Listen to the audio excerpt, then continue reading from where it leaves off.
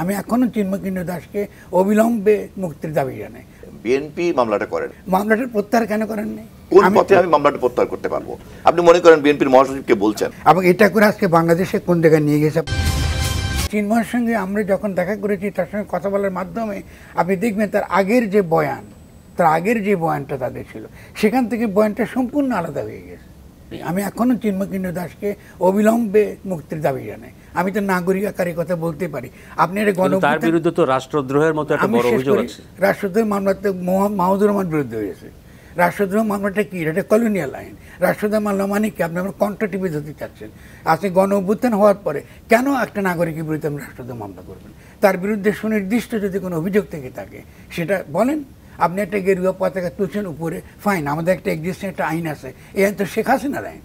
আপনি এগুলো কি বলেন? আপনারা শেখ হাসিনার আইন আপনি এখনও রাখবেন, সেই আইনে আপনি এখনও গ্রেফতার করবেন, কালকে আমাকে তো গ্রেফতার করবেন রাষ্ট্রদ্রোহ আইনে, তাহলে উনি তো গ্রেফতার হয়ে যাবেন। এই আইন কি বাদ দিতে হবে না? আমাদেরকে দেখতে হবে যে এরা প্রত্যেকে তো রাষ্ট্রের অংশ। তাহলে কি আপনি শেষ করে স্বপন, এরা তো সোসাইটির প্রান্তিক, আপনি তাদেরকে দমন করে কি আপনি পারবেন বানাতে, রাষ্ট্র বানাইতে? আপনি কি রিপ্রেজেন্ট করেন বাংলাদেশকে? আপনি তো বিএনপিকে রিপ্রেজেন্ট করেন, আপনি তো জনগণ নন। আপনাদের বাড়িতে জনগণ বলে একটা আছে, গণ এবং দল এক না। বিএনপির একজন কর্মী তিনি মামলা করেছেন, ভালো, তা মামলা করেছেন, তাকে তারা বহিষ্কার করেছেন, মামলাটার প্রত্যাহার কেন করেননি? মামলাটার প্রত্যাহার কেন করেন? আপনার কি রাষ্ট্রদ্রোহ মামলা বিশ্বাস করেন এখনো? আপনারা মনে করেন যে কলোনিয়াল সেডিশন ল এখনো থাকবে বাংলাদেশে গণ অভ্যুত্থান পরে?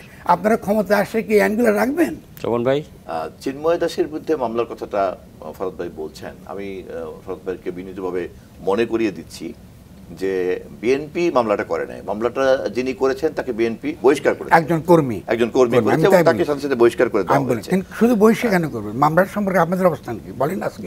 মামলা তো কেবলমাত্র আইনের দিক থেকে বাদীর সঙ্গে সম্পর্ক থাকতে পারে, তার তো একটা আপনাদের নাগরিক মানবিক অধিকার তো বিশ্বাস করেন। আমরা বাদীর এই কর্মকে সমর্থন করি না বলে বহিষ্কার করেছি, অর্থাৎ সেই প্রত্যাহার করার কোনো এখতিয়ার তো আমার নাই, একমাত্র বাদীর আছে। আপনি তো পলিটিক্যাল দল, আপনি তো আমাকে একটা মেসেজ দিবেন না?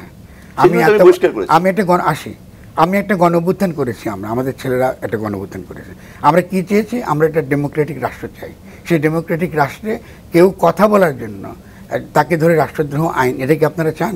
আপনাদের একজনই কর্মী, খুবই গুরুত্বপূর্ণ নেতা, এইটাই মামলাটা তিনি করেছেন, ঠিক আছে? তো এই মামলাটা যখন তিনি করেছেন, আমরা বহিষ্কার করেছেন, ফাইন, আমি অ্যাপ্রিসিয়েট করি। মামলাটা কেন প্রত্যাহার করেন এটা আমাকে বলেন। আমি কিন্তু আপনার কথার সঙ্গে নীতিগতভাবে একমত হয়ে বলছি, মামলা প্রত্যাহার করার একমাত্র এখতিয়ার হচ্ছে বাদীর।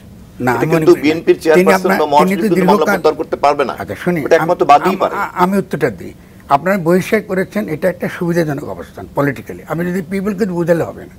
এবং এটা করে আজকে বাংলাদেশে কোন জায়গায় নিয়ে গেছে আপনারা খেয়াল করেন। কিন্তু আপনি সুনির্দিষ্ট বলেন যে কোন পথে আমি মামলাটা প্রত্যাহার করতে পারবো।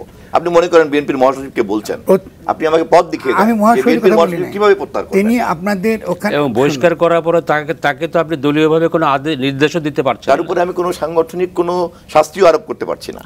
তাহলে আমি কিভাবে করবো এটা জানতে চাচ্ছি আপনার কাছে। আমি তো এটা আপনার দল কি করে এটা তো আমার জানার কথা না। আমি শেষ করি খুব উত্তর। আমি যদি একটা রাজনৈতিক দল করতাম, আমি প্রথমত তাকে বহিষ্কার করার আগে মামলা প্রত্যাহার করতাম। বলে এটা হচ্ছে আমাদের দৃষ্টিভঙ্গির বিষয়। কেন বলি? কারণ যদি আমি এটা বাংলাদেশকে ভালোবাসতাম, আজকে গণ অভ্যুত্থান পরে দেশটাকে আমি সত্যিকার আন্তরিকভাবে ভালোবাসি। আমার জানা মতে আমি মামলা প্রত্যাহার করতে রাজি হয় নাই বলেই বহিষ্কার করা হয়েছে। একটু শেষ করি, সেটা আমরা জানি না।